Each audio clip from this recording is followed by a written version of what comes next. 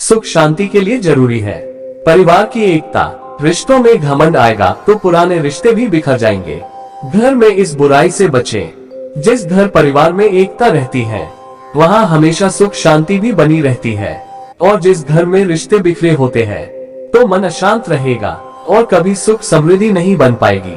अशांत मन के साथ किए गए काम में सफलता मिलने की संभावनाएं बहुत कम हो जाती हैं। परिवार की एकता और प्रेम बनाए रखने के लिए रिश्तों में घमंड की जगह नहीं होनी चाहिए। ये बात शिव जी और प्रजापति दक्ष की कहानी से समझ सकते हैं। प्रजापति दक्ष की पुत्री सती और शिव जी का विवाह हो गया था।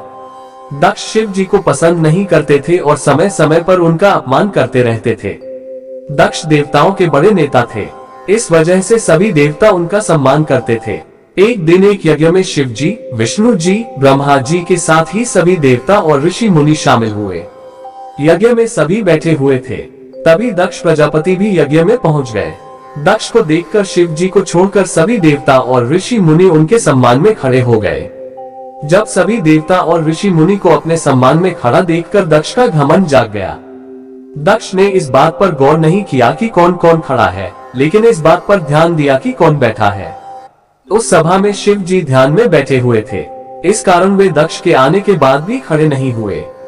शिव जी को बैठा हुआ देखकर दक्ष सोचने लगे कि ये मेरे दामाद हैं, इस रिश्ते से ये मेरे पुत्र समान हैं, फिर भी ये बैठे हैं, मेरे सम्मान में खड़े नहीं हुए। ऐसा सोचते सोचते ही दक्ष का गुस्सा बढ़ने लगा। गुस्से और घमंड की वजह से दक्ष ने शिव जी को अपमानित करना शुरू कर दिया।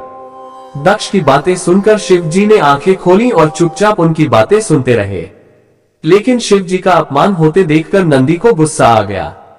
नंदी ने दक्ष को शाप दे दिया। नंदी को गुस्से में देखकर भृगु ऋषि भी गुस्सा हो गए। उन्होंने नंदी को शाप दे दिया। थोड़ी ही देर में वहां मौजूद सभी देवता और ऋषि मुनि एक दूसरे को शाप देने लगे।